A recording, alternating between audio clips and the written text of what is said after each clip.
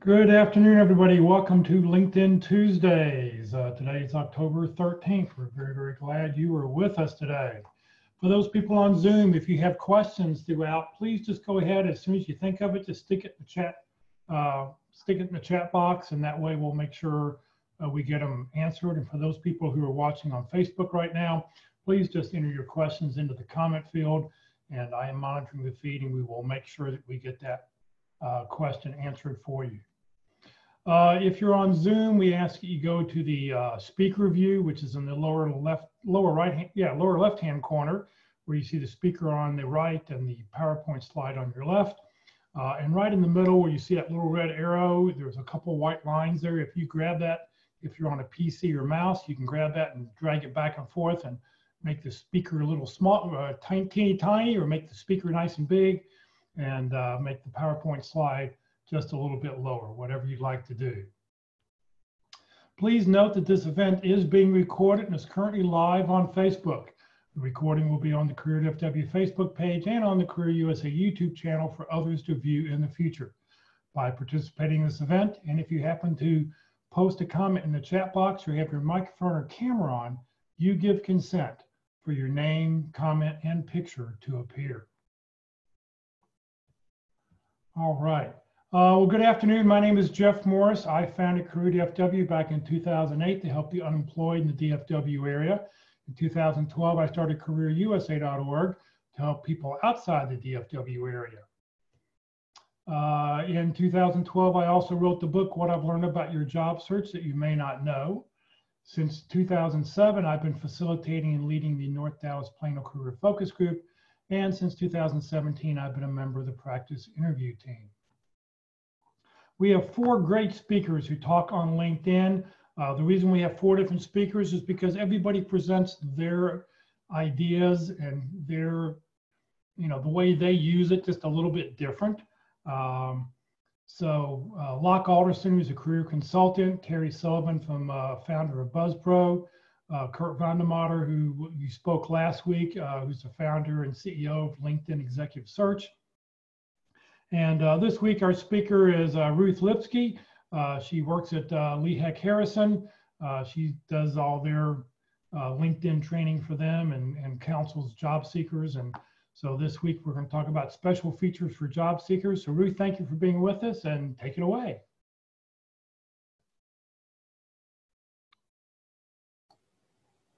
Thank you so much for inviting me here. I would like to be able to talk with you a bit about some of the features that are going to be important on LinkedIn.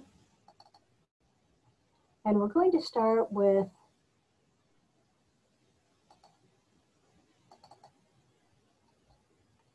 the realization that every time you hear somebody talk about LinkedIn, there's going to be a little bit of information that's going to be different or may conflict with what you've heard before.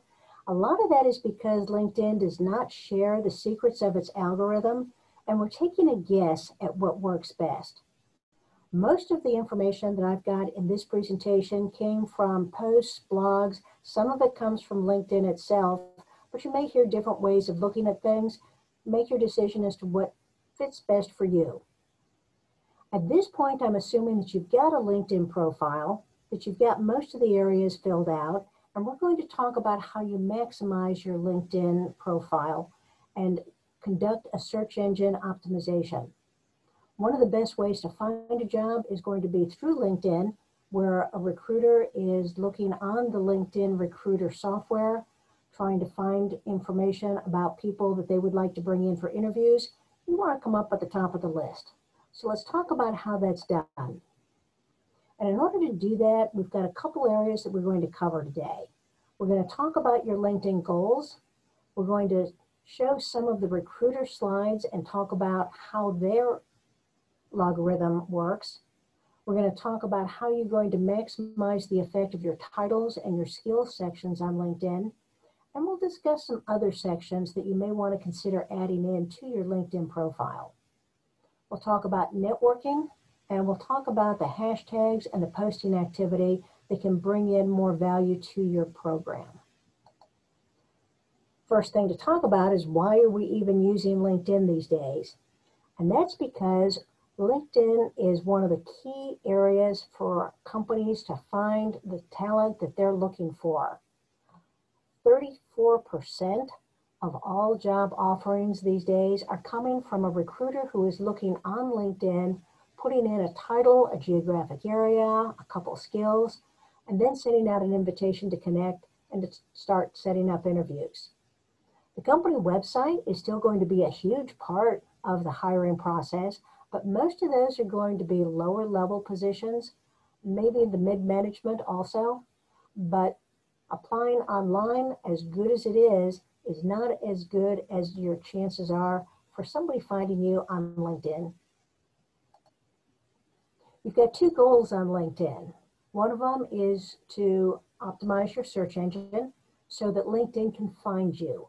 The first thing that happens is that the LinkedIn algorithm has got to be able to pick up your profile and bring it toward the top. The other goal on LinkedIn is to be welcoming, making sure that you've got that good headshot, that you've got a nice background, that everything is readable and welcoming. We're not going to talk about that at all today. All we're going to talk about is this first goal, and that's your search engine optimization. So here's what recruiters see when they're using their search engine optimization. They're going to be inputting a title, in this case a product manager, a location, in this case the greater Seattle area, and then they'll put in a couple skills, product management and product marketing.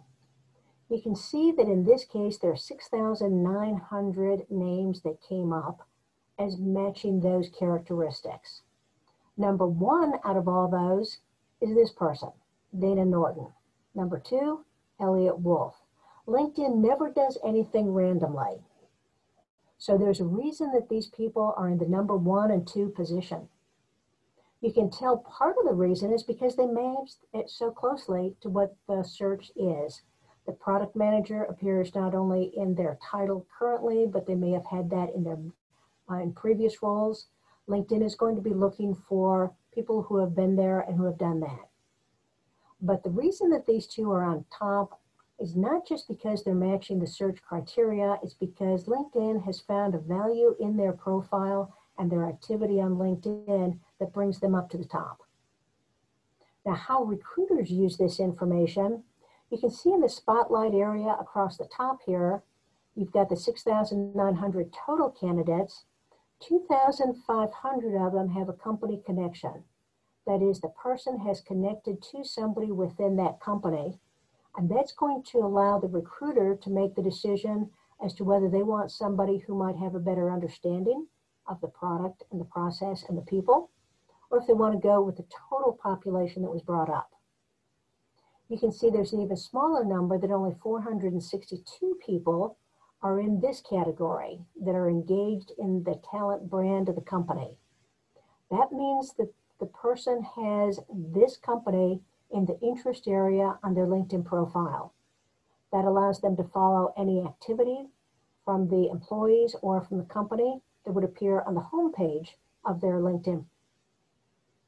And quite often a recruiter is going to be taking a look at those 462 who are in the talent brand because those people are more engaged already with the company, know something more about the brand, the products, the culture, the people, and are probably going to be more willing to connect and are probably going to stay longer in the company once they're offered a job. Now, there's another way of looking at the software. This job search is a little bit different. The recruiter has it set up a little bit differently.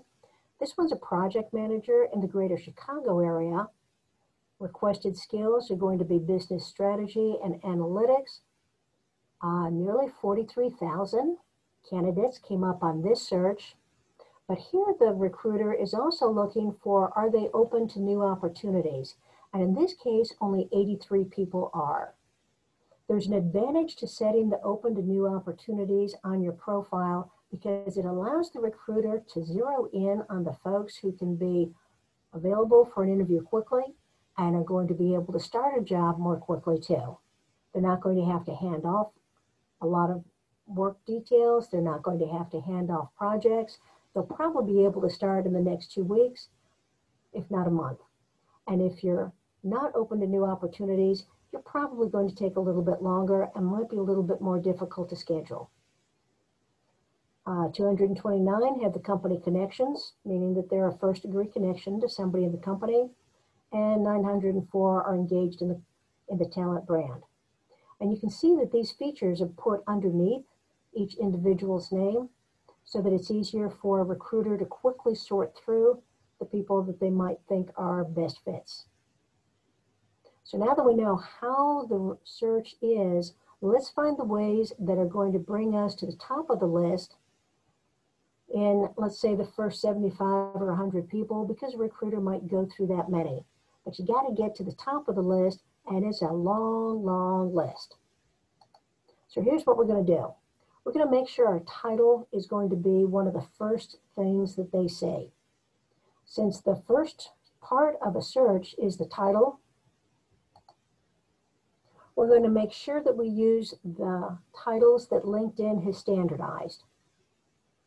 If you want to find where that is, you go into the Jobs tab, click on the search, and start typing in a title. Use one of the titles that comes up in the drop-down. There are two areas that you can be looking for a title. One is in the experience section, and that's got a very high value because it means you've done that job before. And recruiters are always more interested in people who have the exact experience that they're looking for. Not a good thing if you're looking to step up into a higher level position, but it's a really good thing if you're willing to take a lateral transfer. A title that appears in the headline area or in that open to work area that LinkedIn created, it's got a secondary value. It's not quite as high in points as a title that says that you've done it before in the experience section, but it's still a good way for the recruiter to see that you've got an interest in the future for that job. So it does have a strong value, and it needs to be in those places. LinkedIn has recently changed the headline area to 240 characters. This is a huge amount of room. And LinkedIn is now giving preference to people who talk about the skills they have and are able to differentiate them from other people who may have the same titles. So we used to want title, title, title, but now we're saying that we need a title and we need something that talks about what they bring that's going to make them different from other people who might have that exact same title. We can still have multiple titles, and using the pipe, the straight up and down thing above the enter key, in order to separate that is a good way to show that you've got more than one title, because the pipe means or in LinkedIn.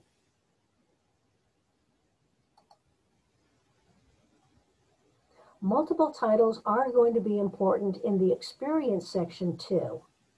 So your company has assigned you a title, and you've probably got that in your experience section. But sometimes the title that you had in the company isn't necessarily the best indicator of what you did in that role. So it could be that your title was project manager, but in reality, you were a program manager and you were also an implementation manager. Change your experience section to include all job titles that you feel you were doing in that last role and the role before that, because this gives you the highest value of titles that are going to be used in a recruiter search. Christina asked on the chat box, how restrictive is the job title search for recruiters? For example, would you search for a project manager? Would a search for a project manager also yield results such as technical project manager or finance project manager? They certainly can. If you use one of the LinkedIn drop downs for a standardized title, it will bring up everything in the job family, so it will bring in more. If there is such a title as technical project manager, and there is, then you would click on that so that you can get a little bit closer to the jobs that you're looking for. But if you just have project manager, you can do that search. You can also use those titles as technical project manager in your job titles and in your headline. So either way will work. But if you truly do want a technical project manager, you probably want that to be in both your headline as well as your experience section. Did that cover it? Yes, yes. Okay. When you're creating a headline, here's a good way. Start off with an adjective, because that's going to give the recruiter just a one-word summary of what you think you bring to the company. Flexible, dynamic, accomplished. Then add a title or two. Now that we've got more space, you can have a couple different titles. Probably up to 5 is going to be more readable. So you can pull everything in that are going to be not only the title that you had recently, but a couple titles that might be a little bit different by the industry or the type of role that you're looking for. Then you'll put in your tagline, specializing in, focused on, something that's going to tell the recruiter about you, because they're going to be looking at an awful lot of summaries to the LinkedIn on their recruiter page. If you have something that stands out a little bit more, they're going to be more willing to look at it. And if it's a match to what they're looking for, they're going to be more likely to pull you up as one of the folks that they contact. So, example, dynamic program manager, driving brand awareness through integrated marketing. If you have certifications, you can put that in there too. Use a certification as you would a title. Put that separated by the pipes. Now, skills are the other area that we saw that the recruiters were looking at on LinkedIn Recruiter. It's going to be the title, the geographic location, and the skills. Each year, LinkedIn creates a list of what they think are the most needed skills and hard, both soft and hard, and are going to be able to provide that to you. So for 2020, the top 5 skills: creativity, persuasion, collaboration, adaptability, and emotional intelligence. This is the first time emotional intelligence has made the top 5 list. These can be in your skills and endorsement area, or you can use them in the about section. You can put them in your headline. You can put them in your experience. The more times you say an adjective or a verb or a noun in LinkedIn, the more LinkedIn feels that you truly do have that skill. Now, the hard skills are going to be based on what type of role that you had. You can see there's a lot of technical things in this one. Kind of the state of affairs, we're moving more toward a highly technical economy and organization. These are the ones that they're looking at. For your skills and endorsement area, LinkedIn is going to give you 50 skills that you can have. You generally need to have 45 to 50. Use the space in order to indicate everything that you feel that you've got a skill in. There are going to be 3 that come up in the top of your LinkedIn, and those are going to be the ones that you want the recruiter or the hiring manager to see first. LinkedIn will set that up as the 3 that have the most endorsements, but you can change that by using that edit pencil that's just to the right of the skill and endorsement. LinkedIn is going to put your skills in categories for easy reading so that you don't have one long list. You can't change the categories.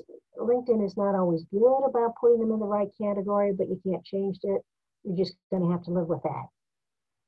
But the skills that you have, make sure that you've got your technical skills and you also have some soft skills. The higher you are in an organization, the more the soft skills like strategy and people development are going to be important for you. They want to see what managerial skills you have, because the higher you are in an organization, the more you affect their culture, and the more they want you to have that balance of the technical and the soft.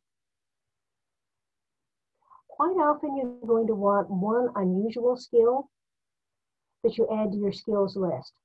That's going to be something that makes the recruiter stop and look at them and say, that's different. Kind of clears the mind, makes you a little bit more memorable. And now you're a technical project manager who also plays golf. Not a bad thing to have as a remembering, because they're going to be looking at a whole bunch of the same title. You want to stand out just a little bit. And one more tip, if you've got a lot of skills in one category like industry knowledge, You may want to put them in alphabetical order. When you're going into the edit function where the blue edit pencil is, it allows you to click and drag the skills by using that 4 lines to the far right to move them up and down. Putting them in alphabetical order sometimes makes them easier to read. LinkedIn has also added, just in the last year, a skills assessment test. It used to be that LinkedIn was going to rely on endorsements to find out if you really knew your skill, because other people would endorse you for it up to 99 times, and it would indicate that you had strength in that skill. We found that over years, it was not a good indicator. Too many people would talk to their friends and say, I'll endorse you for 10 skills if you endorse me for 10 skills. It just didn't seem to be honest and reasonable. So they created a test for certain skills. The areas that they have tests are going to be technical, business, and design.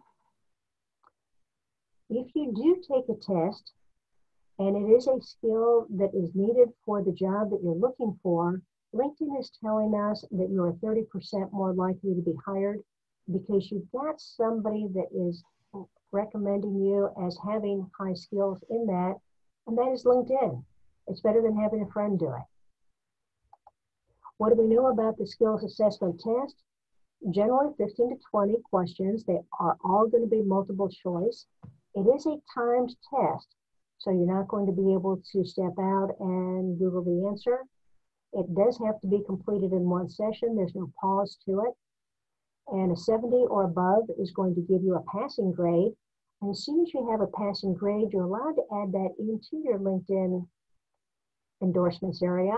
It'll show as a check mark by it.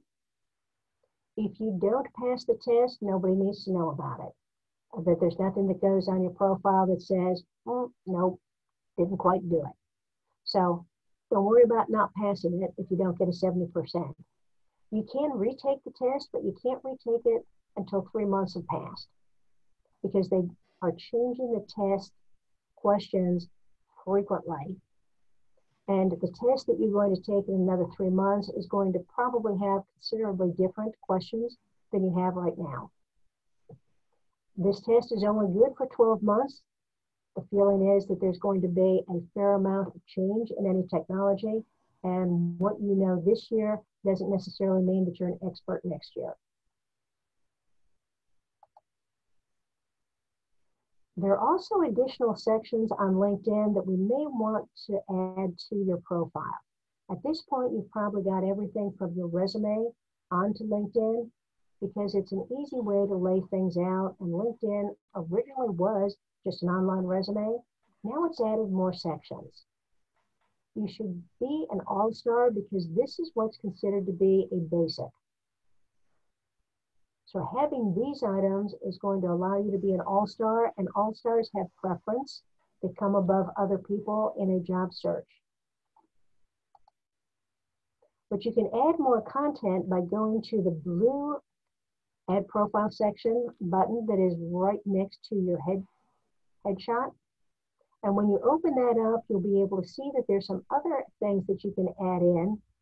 Courses that you may have taken, projects that you've worked on, any honors or awards that you've received from the company. Add those in because it does indicate that you've got more of value than just the basics of the resume.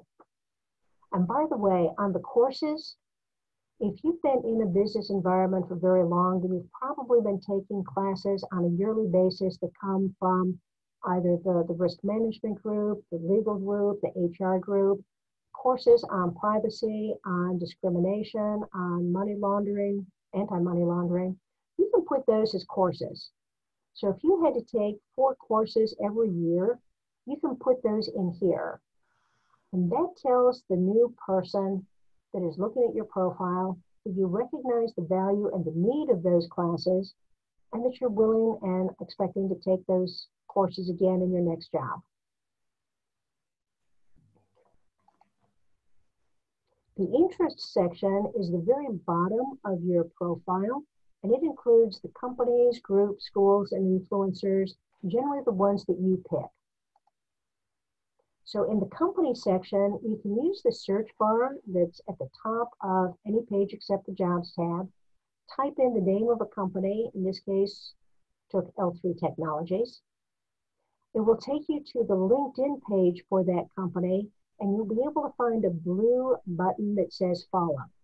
If you click on that, that's going to drop that into your interest area, and the company is going to know that you have an interest in that company, probably more willing to consider jobs within that.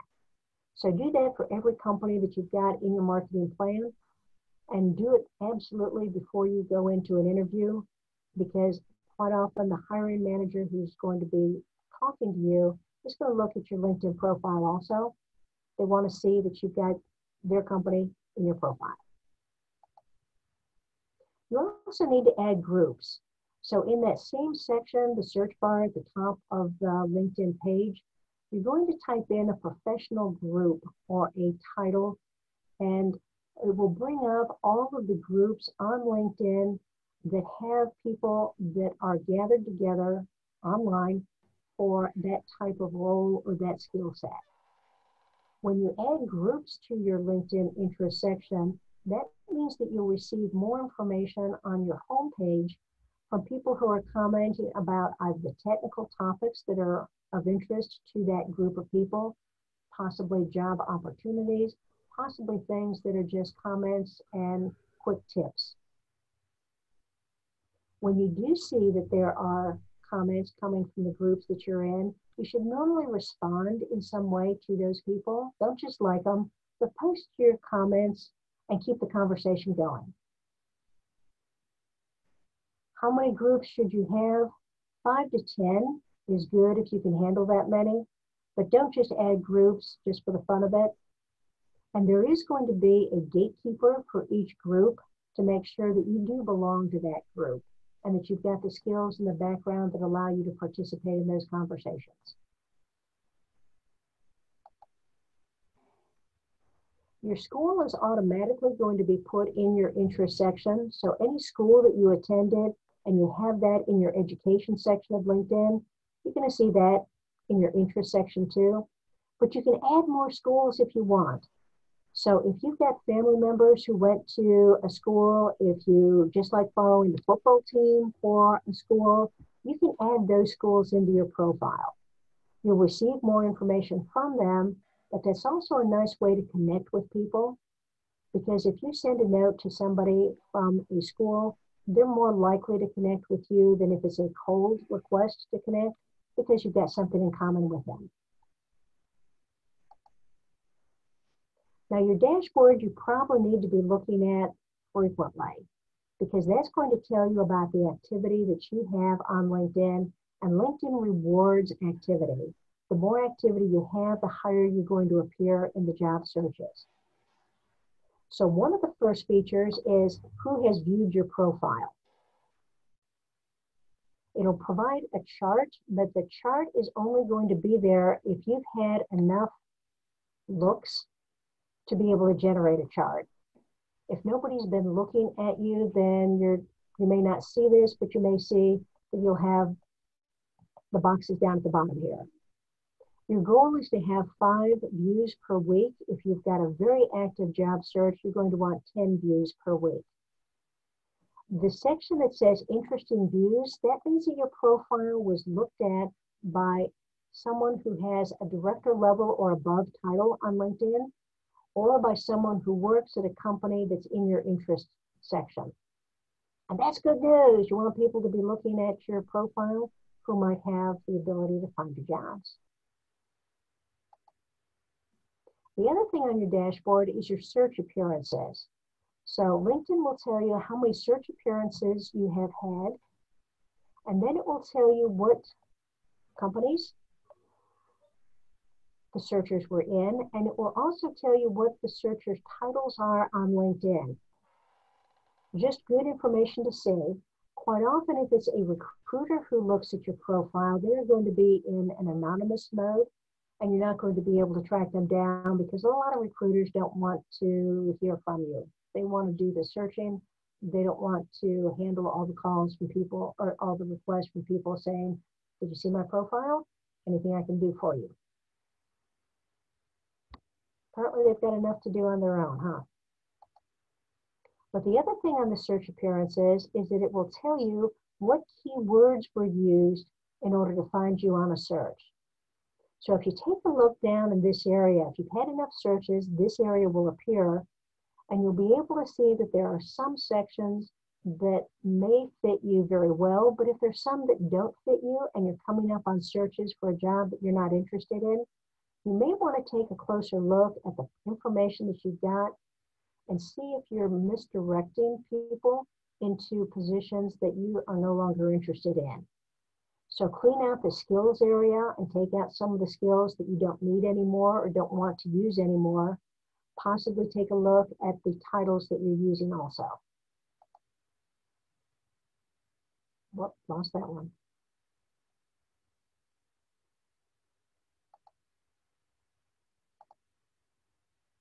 Networking is going to be a huge feature because, as you know, networking is probably the best way to find your next job.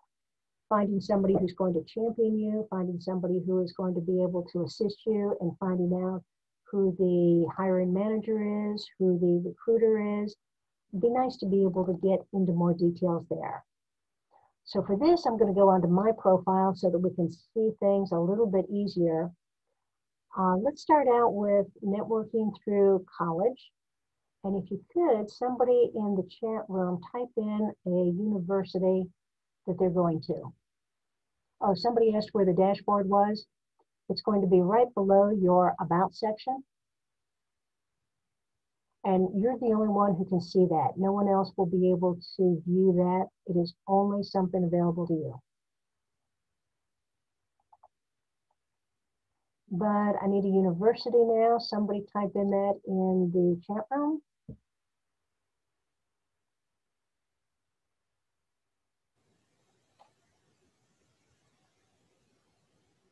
Baylor. We're going to type in Baylor University and it's going to come up. You'll always be able to find the school. Sometimes they've got more administrative areas that are separate from it, or they've got other schools attached to it. Generally, you'll go to the school, and that's going to take you right to the LinkedIn page for Baylor University. If you're not following it, you need to do that. You're going to take a look through here, and in this section, it gives you a little bit more information. You're going to want to take a look at the alumni.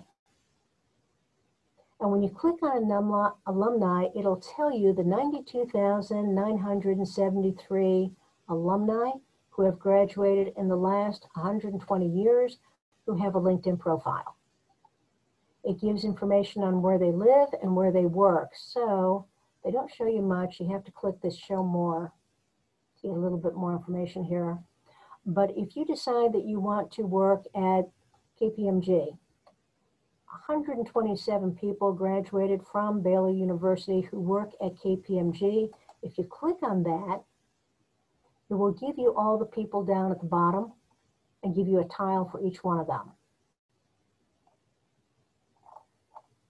That's probably too many to sort through in order to find everybody that you really do feel are worthwhile connecting to. So you're going to use the next feature. And this now tells you what they do and what they studied. What they do is what department they work in. So if I'm looking for KPMG and I'm looking for people in information technology, and I'm only looking for the ones that are in the Dallas-Fort Worth area because that's where my job search is, now I've got 8 people who fit that criteria. Graduated from Baylor University, working at KPMG in information technology in the Dallas-Fort Worth area, and here are the 8. Being able to connect with these people could be valuable for your job search because you're going to start out your note to them with, I see you graduated from Baylor University. I enjoyed my time there. KPMG is a company that I am interested in looking at. I have skills in blank, blank, blank and experience. I'm looking for jobs of this title and be able to send a connection to them. If you reference a school that you went to or that you're just interested in, it could be that I am now paying tuition to somebody that is going to Baylor, would love to connect with you. This company is in my market plan. I'm looking for new opportunities. Do not use the white connect button, because the white connect button is going to send the automated response of I'd like to join your network. You're going to need to go into the person's either name or headline and go into their profile and use the blue connect button. A blue connect button will always allow you to personalize a message. And if you found somebody that's in a company that you like, that is in the department that you want to be in, you need to put a personalized message in there that's going to allow them to connect. And then you're going to be able to start the dialogue with them that's going to talk about, who the hiring manager is, any tips on interviewing, whatever else you want to be able to talk about once that connection has been established. If there's not a blue connect button, you're going to look into the more area, and it'll be in this area through here.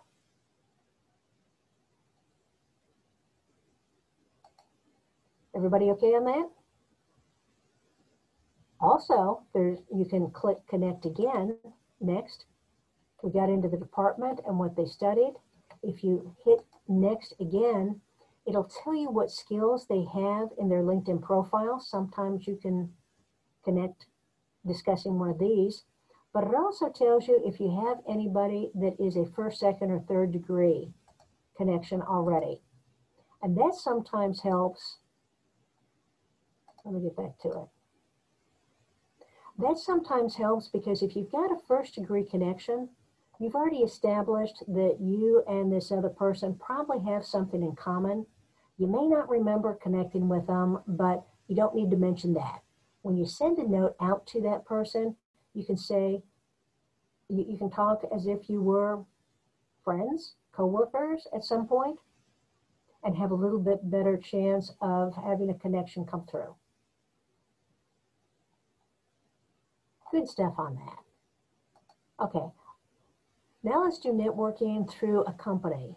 If someone can give me a company in the chat room that we can be looking at.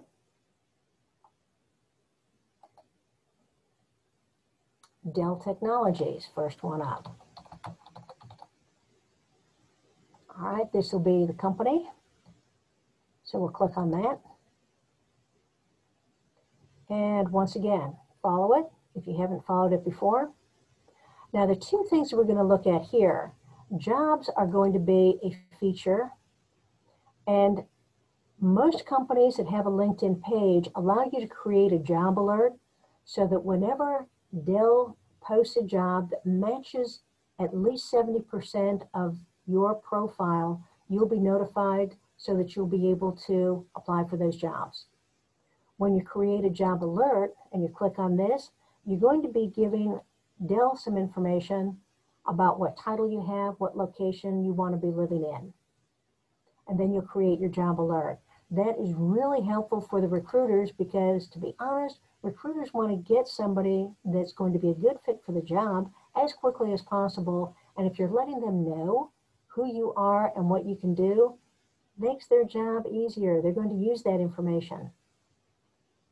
Now, instead of alumni, we're going to have people.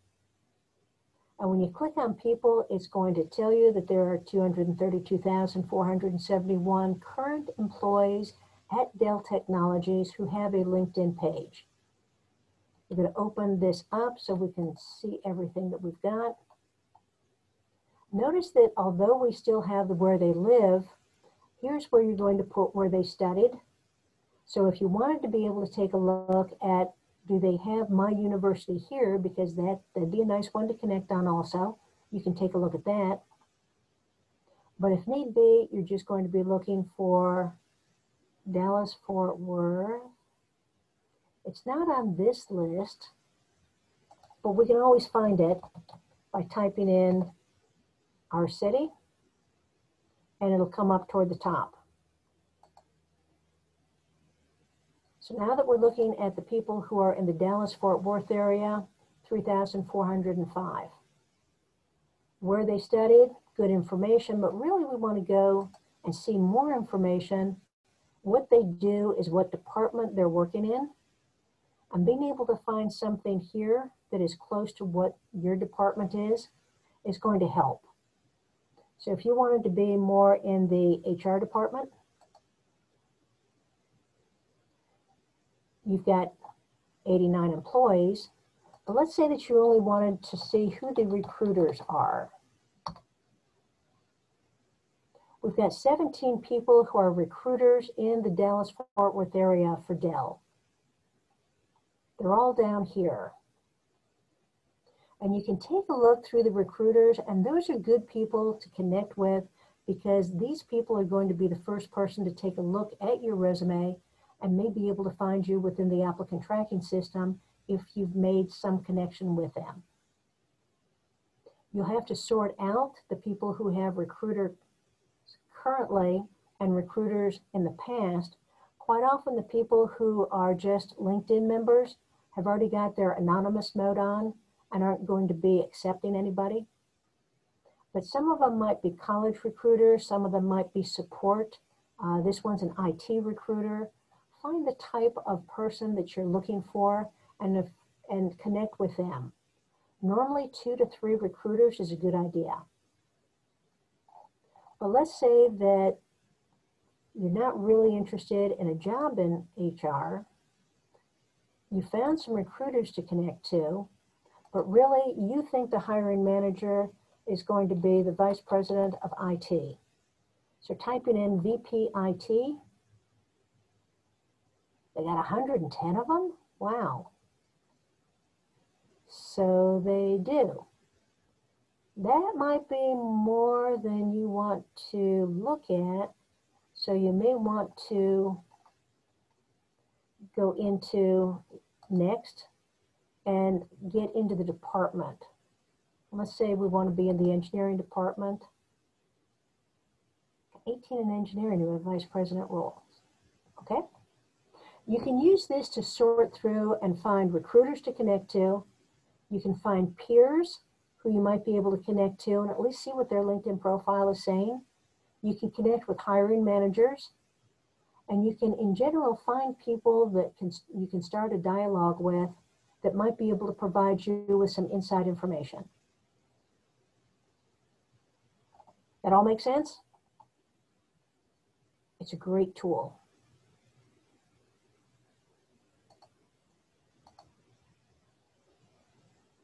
All right, the next thing we were going to talk about was hashtags. If you're not using hashtags, you may want to consider doing that because it's used in social media quite a bit. LinkedIn used to call them communities. Now they're being called hashtags so that they fit in with the rest of the social media out there. We're going to be putting in hashtags wherever we want people to take notice that this is important to us. So in my About section, I'm putting a hashtag career development at the end of a paragraph because that's what I'm talking about in that paragraph. I put a hashtag empathy at the bottom here because that deals with the type of information that I'm talking about in that paragraph. You can use several in here. You cannot click on them and move to those pages because nothing in the About section is live. LinkedIn doesn't allow anything to be a smart link in this section. But if you wanted to see what the hashtag management was, 36 million people are following the discussions that take place on hashtag management on LinkedIn. Everything on this page deals with something about management. If you're not following this page, you probably should. That doesn't mean that you have to have it in your About section or any place else, but it means that when you're on your Home section, any post for a hashtag that you're following is going to appear in this post section. So you're going to be watching all of the different discussions, all of the different material that comes up that's part of that. Generally, you'll need to find 8 to 10 different hashtags that are of interest to you. And the problem with finding the hashtag is that if you start typing in hashtag leadership, there's a lot there that deals with leadership. And there are even more, because LinkedIn will only give you a certain number of results. Taking a look at each one of these is going to be important, because some of them have less than 100 people, and that's not really enough to make it worthwhile to follow. You want to have hashtags that have a large number of following and are going to have a strong enough group of following that when you post something, you're going to be adding that hashtag, and a lot of people are going to see it. So let's go as to why that's important. When you're starting a post, and you should post once or twice a week, you're going to start, and it will allow you to say, what do you want to talk about? So you've got some kind of a headline, but it's also going to say, add hashtags. So if I'm going to say,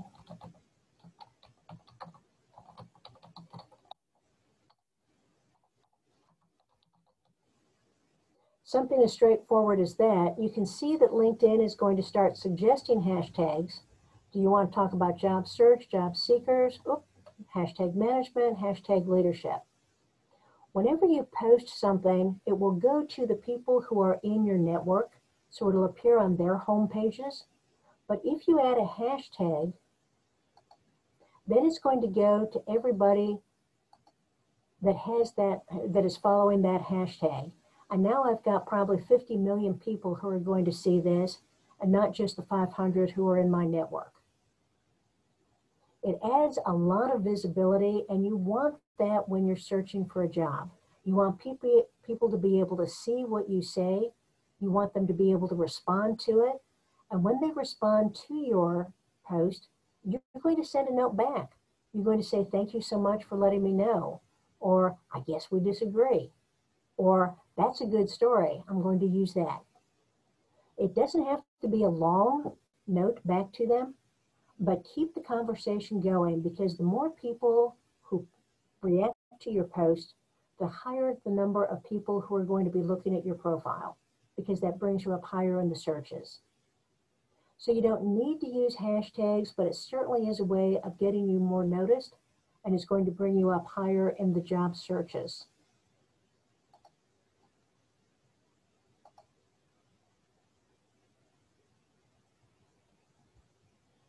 Now let's go back and take a look at where we ended up. We were talking about networking, and we talked about finding a school, the number of alumni, using the next feature to find more information, and then going on to a company and finding the people who work in a company. All right, connections. LinkedIn stops counting at 500. They didn't want it to be a game. They didn't want it to be a competition, but they will stop at 1,000, or at 500. The total number of connections they allow you to have is 30,000. You're probably not going to get that far, but the more you have, the more LinkedIn thinks that you're doing a good job on LinkedIn. Finding people who are in a similar industry to you or who have similar job titles is going to help out, because LinkedIn remembers everything you do. So if you start looking at financial companies, LinkedIn is going to know that you're interested in financial companies, and is going to be pushing more jobs from financial companies onto your job page. It's also going to bring you up higher in a job search if it's somebody that's in a financial company, because it knows you've got an interest to it. Be sure that when you're looking at your companies that you add recruiters, because being a first or second degree connection to a recruiter is very valuable in the job search. First and second degree connections generally are valued more than a third degree connection. And if you can find people who might have a title that is just a little bit above yours and might be the hiring manager, nice thing to be able to see. Now, question came up, should we add hashtags everywhere in our profile or just in the About section? The About section is going to be the most noticeable area, Do not put it in your headline. If you put it in the headline, then that disrupts the search and you're not going to be found. Putting the hashtags in your previous experience, not a bad thing to be able to do, but a recruiter has to be very interested in you to be able to find those. And when creating a post, we'll see it if, when you create a post, if you just post, then the people who are in your network are going to be able to see that post on their homepage. If you add a hashtag, then everybody who follows that hashtag will be able to see your post also. And creating an article, we'll go back there in just a second because that's a couple more steps. Sorry, didn't see all the chats. So hashtags, we went in there. And here we go, putting them in the about section, not in the headline section. Don't use too many of them. Once a paragraph is okay. You can have up to 5 in a post. But within your about section, 3 to 5 is probably going to be sufficient. On your home tab, you're going to want to be able to make comments on other people's posts. And doing it at least once a week to remain fresh is going to be an important part because LinkedIn wants you to be part of the conversation. And if you stop the conversation for any period of time, it thinks you probably found a job and isn't going to be bringing you up into the searches as high. If you are just liking an article that's on your home page, you're not going to get much of a point value. And it's important to realize that LinkedIn gives you points for everything you do. And the point value that you have determines your rank in a job recruiter search. So liking an article doesn't get much point value to increase what your base value is for LinkedIn, but writing a comment to that is going to give you some points. Nobody knows how many or how much because they do seem to change that a bit.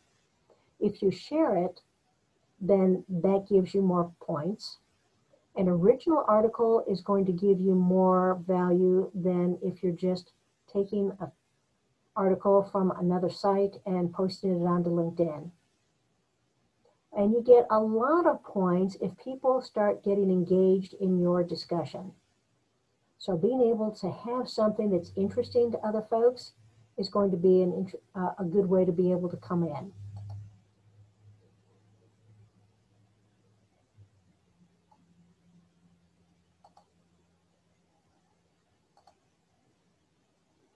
What type of things do you need to post?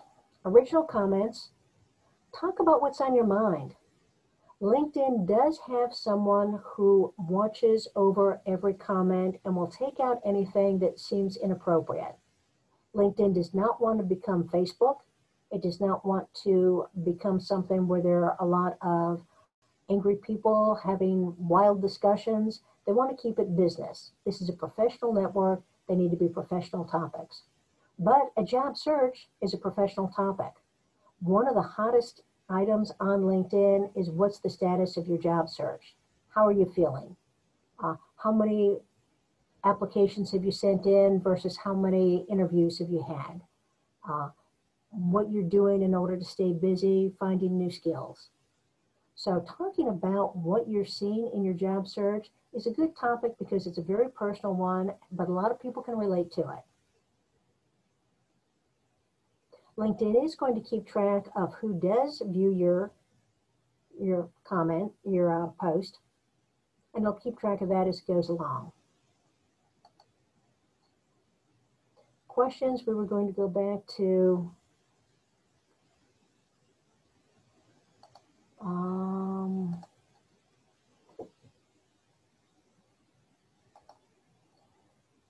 so how do we create an article? You're going to write an article if you're going to do something that is longer. A post is generally going to be something that is maybe 2 to 3 paragraphs long. You can add in information that is going to be more specific to what you're doing. So if you wanted to offer help you can put out a post that says, I'm willing to provide introductions to other people. I'm willing to do volunteer work in the area, just let me know. And then being able to post that and putting in hashtags to show what areas you're most interested in could get you some feedback. Doing volunteer work, that's a good way to meet people in the HR department, because the HR department does most of the volunteer work along with a lot of other folks, but there's always somebody there from HR. If you want something that's more formal, you can go into this write an article. And when you write an article, you're going to start with a headline. You can put in pictures, and it'll guide you through the different sections that a more formal article is going to have. Those are normally 5 or more paragraphs long. You might want to start out simply on the posts, so it's something a little bit more personal and something more interesting to you.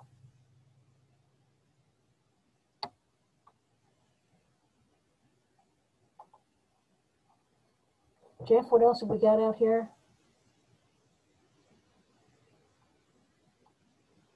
The pie chart, SEI. Yeah, let me unmute here. Sorry about that. SEI. Search engine up. Not sure what SEI is. And the 3 levels. Are you Albert? Are you talking about the? Are you talking about your top 3 skills? No. SEI is a graph in LinkedIn, which shows how you perform in LinkedIn.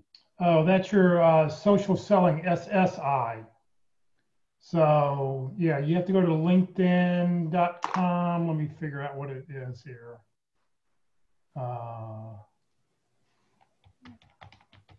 linkedin.com/sales/SSI. So you want to show on your screen what that looks like?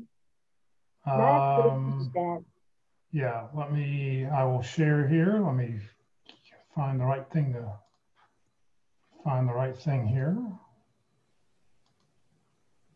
I've shared the link already. Patty's got it there. Okay.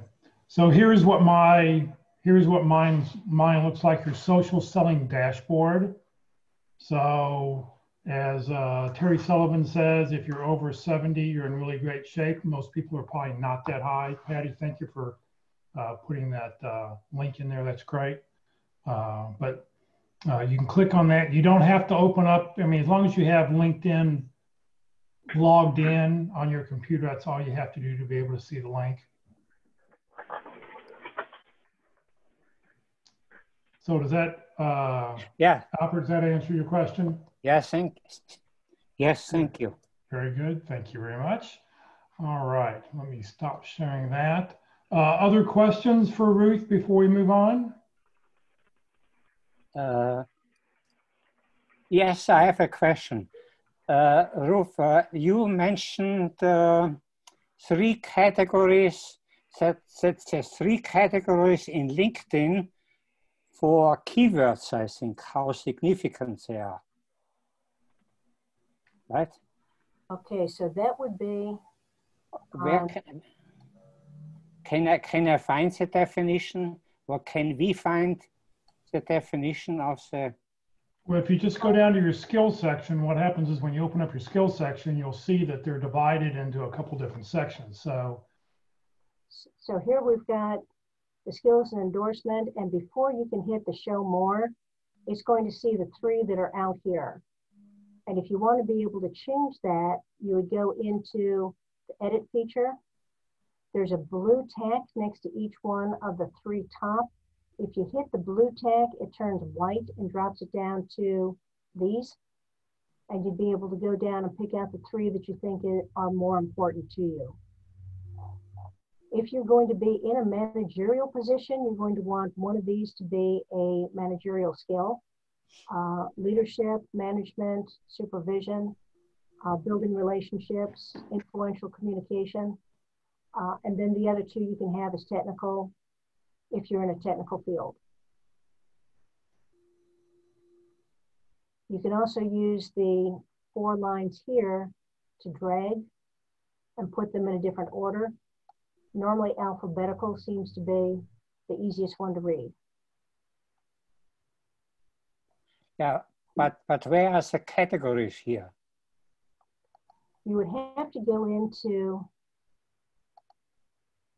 to add a new skill in order to find new skills. LinkedIn will provide some suggestions based on what it thinks some of your skills should be. LinkedIn says they've got 50,000 skills. They are not listed any place, so there's no place that you can find them. But if you wanted to put in a common skill like communication, it will give you different types of communication skills that you would be able to select and add into your profile. A good place to find skills is going to be in the job descriptions that you're applying to. If you see that there are going to be some skills that are showing up over and over, grab those and take them, put them in here. And Ruth, I think the categories that Albert's talking about is if you just hit show more, you see right there where it says industry knowledge, tools and leadership, interpersonal skills. There's several categories there that LinkedIn automatically puts your skills into, and you can't move them from place to place. Okay, where is category 1, for example? Well, there really isn't a category 1. Okay. Well. They will always be in this order, so that industry knowledge will always come first, and then the technical, then the interpersonal, and then those that they haven't been able to decide where to put. Okay. Social savvy. Thank you. All right. Let's see here. Bob asked, I get overwhelmed with LinkedIn notifications. Does it hurt to unfollow contacts, or is there a better way to manage notifications? I think that when you get a notification, you know, over when you open up that notification box, when you see a post or whatever, there's 3 little dots. If you click on it, you can unfollow certain, like if you were to click on one of those 3 little dots there on that first one, I think there's a couple options where you can stop receiving notifications like this, and you can sit there and manage it that way, probably. So if you're finding them in the notification area, some people don't like, let me see. All right, somebody got a new position. If you don't want to see new positions anymore, you can turn off that feature, or you can stop seeing the things from this person. So you've got 2 different ways to do it. So if you want to streamline a little bit and you don't want to be looking for birthdays, anniversaries, or new jobs, you can turn those off individually using these. If you're getting information from a company that, or a person that you're tired of hearing about, say somebody who's sharing a post too often, you can use those 3 dots again to say, I don't want to see this guy anymore. But you're not going to be able to turn off your network, because if you have pending notifications, or if somebody wants to join your network, you're always going to see them here. But if you want to get rid of some people, you can go into your connections, and there's the 3 dots next to each one of them, and you can remove the connection, and they'll never know that you removed them. You just won't appear as a first-degree connection anymore. All right. Well, Ruth, thank you very much for your time today. Great information. Let me share a couple other things that are happening here coming up. So coming up today at 3 o'clock, the Frisco Career Transition Workshop is going to have session number 5, networking and building relationships. You're welcome to join us then. You'll have to sign up with the link. It will be on the Career DFW Facebook page. We'll be broadcasting it live there also. Tomorrow, Interviewing Wednesdays, we'll be doing session number 11, targeting companies, information interviews, and networking. And then on Thursday, we'll have our effective resume class, Thursday at 1 o'clock. And then this Friday at the North Dallas Plano Career Focus Group, our speaker is going to talk about fireproofing your future, protecting yourself against getting burned in your job search by taking the wrong job. So sort of an interesting title. We hope you'll join us later in this week for other classes. Everything will be on the Facebook page or on Zoom, and you can check the Career FW calendar for more information. This session, along with all of our other sessions, have been recorded. They will be on the Career DFW Facebook page, and I'll be uploading this presentation to the Career USA YouTube channel in a couple hours. Please check each page. Please subscribe to both of them. We really would appreciate it. If you go to the YouTube channel, this is what it looks like, Career USA YouTube channel.